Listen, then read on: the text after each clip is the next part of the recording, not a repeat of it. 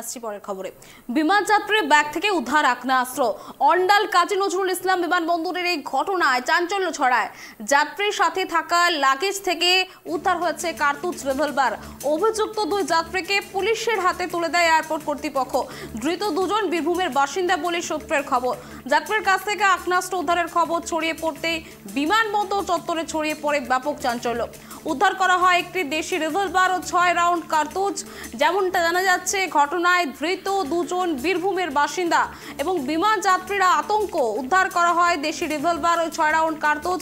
চাঞ্চল্য ছড়ায় এয়ারপোর্ট চত্বরে। দুর্গাপুরের অন্ডাল বিমানবন্দরের ঘটনা।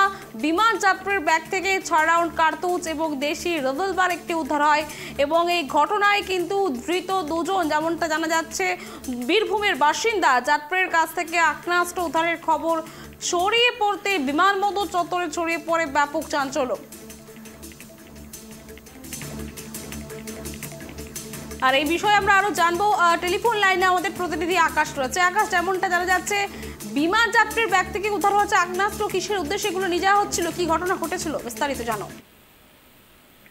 দেখো সুষমা, যেটা ঘটনা সেটা হচ্ছে যে গতকাল সন্ধ্যাবেলা এই বিমান যাত্রীদেরকে তার অন্ডাল থানার পুলিশ গ্রেপ্তার করে এবং যেমনটা জানা যাচ্ছে পুলিশ এবং এয়ারপোর্ট অথরিটি সূত্রে যে এই দুজন সিউড়ির বাসিন্দা, তারা মুম্বাইগামী কোনো বিমানে উঠতে যাচ্ছিল এবং সেই সময় তাদের যখন ব্যাগ পরীক্ষা করা হয়, সেই ব্যাগ পরীক্ষা করার সময় দেখা যায় যে সন্দেহজনক কোনো বস্তু রয়েছে।